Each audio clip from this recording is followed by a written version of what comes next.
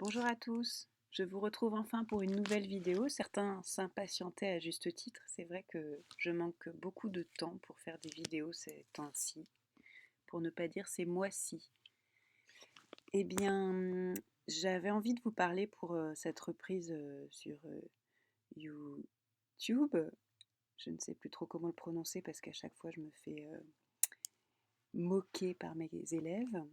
Euh, pour cette nouvelle vidéo, j'avais envie de vous parler de quelque chose qui me tient beaucoup à cœur et qui peut aussi vous aider en tant qu'élève dans la gestion du stress lié aux évaluations, aux contrôles, aux examens, mais qui pourra aussi, pour ceux qui entendront mon message, vous servir toute votre vie.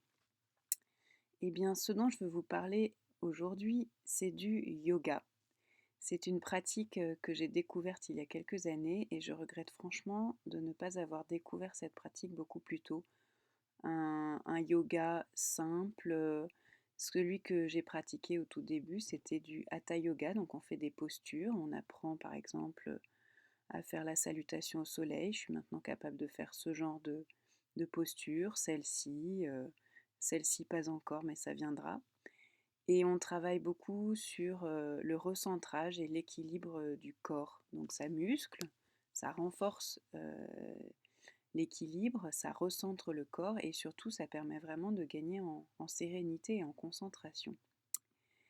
Alors la concentration, justement, vous voyez, en yoga, on pratique des postures d'équilibre et on est obligé de se focaliser sur un point bien précis pour arriver à tenir en équilibre ainsi. Ça, ce n'est pas une des postures d'équilibre les plus compliquées, mais ça demande quand même un certain travail sur soi et ça oblige à se poser un instant, ce qui n'est pas plus mal dans nos sociétés hyper actives.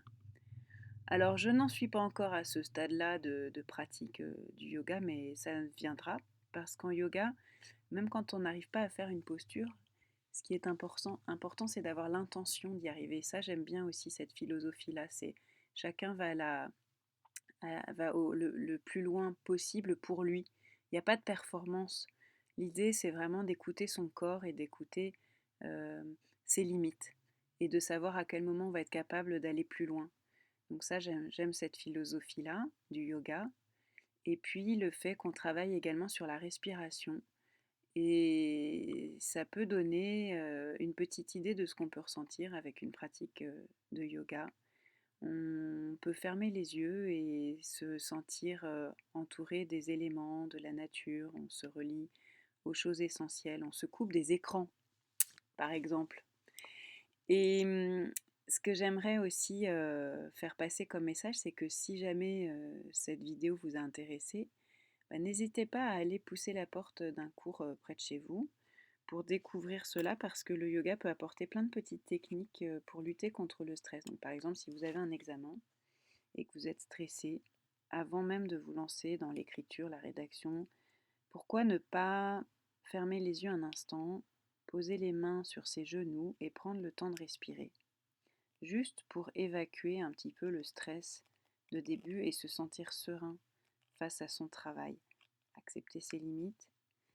Et si on sent un petit pic de stress, donc poser les mains sur ses genoux et essayer en fermant les yeux de sentir chaque doigt collé sur la cuisse, de sentir le contact des pieds avec le sol, le contact du dos avec la chaise, d'inspirer très fort et d'expirer doucement par le nez plusieurs fois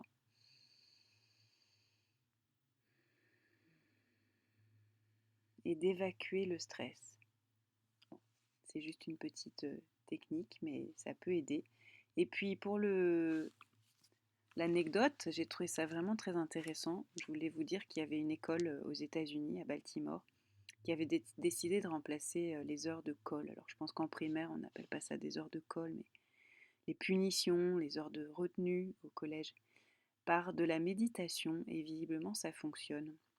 Donc c'est un professionnel de la méditation qui accueille les enfants concernés dans une salle de méditation et qui les aide à reprendre confiance, à mieux se concentrer, à mieux analyser un comportement et visiblement le programme fonctionne. Depuis 2 ans, dit l'article, hein, l'école n'a eu renvoyé aucun élève et la participation en cours de ces élèves s'est améliorée, ce qui ne m'étonne pas du tout. Bon, on n'y est pas encore en France, mais vous qui êtes les futurs enseignants de demain, ben, pensez-y. À bientôt!